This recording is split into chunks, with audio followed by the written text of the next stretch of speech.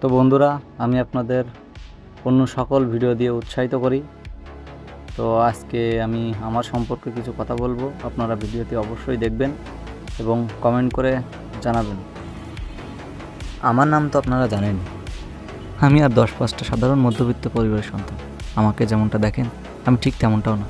এই সাজগোজ এবং বাইকে করে সাতক্ষীরা জসকোটে আসি কাজ করতে।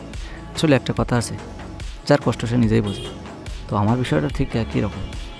এই যে আমি অফিসে আসি, কত মানুষ কত কথা বলে, মানুষের পাছায় বাস দিয়ে টাকা ইনকাম করি।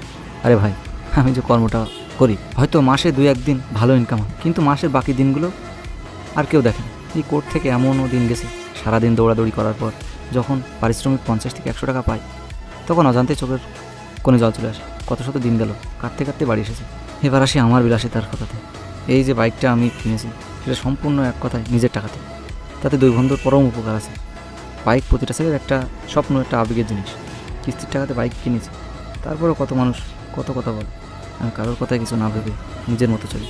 জীবন একটাই, তো নিজের দেখা স্বপ্নগুলো পূরণ করার চেষ্টা করি। আমি এমনভাবে বাঁচি যেখানে না থাকে সফল হওয়ার কোনো আনন্দ, আর না থাকে পরাজয়ের কোনো ভয়। জীবনে সব কিছু উপলব্ধি করতে পারলে জীবন সুন্দর। তো অনেক কিছুই তো বলে ফেললাম, খারাপ কিছু বললে মাফ করে দিবেন। আমি আমার জীবনে দেখা সকল স্বপ্ন পূরণ করতে চাই, তাই কারোর ভালো লাগুক বা না লাগুক। তো বন্ধুরা, আজকে এ পর্যন্তই। ভালো থাকবেন, দেখা হবে আপনাদের সাথে অন্য কোনো ভিডিওতে। সে পর্যন্ত কমেন্ট করে জানাবেন এবং ফলো দিয়ে পাশে থাকবেন। ধন্যবাদ।